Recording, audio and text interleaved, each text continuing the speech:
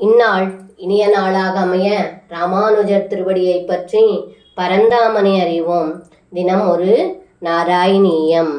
அனோநிலீனக்கில ஹந்து மாகதஹ சுராரிரேவம் பவதா விஹிம்சிதஹ ரஜோபினோ திருட்டமமுஷ்ய தத்கதம் சசுத்த சத்வே த்வயி லீனவான் த்ருவம்.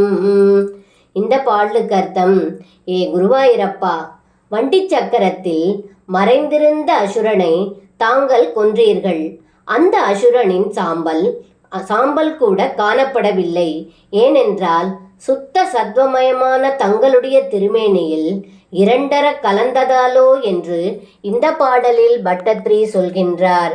சர்வம் கிருஷ்ணார்ப்பணம். ஸ்ரீ குருவாயூரப்பன் திருவடிகளே சரணம்.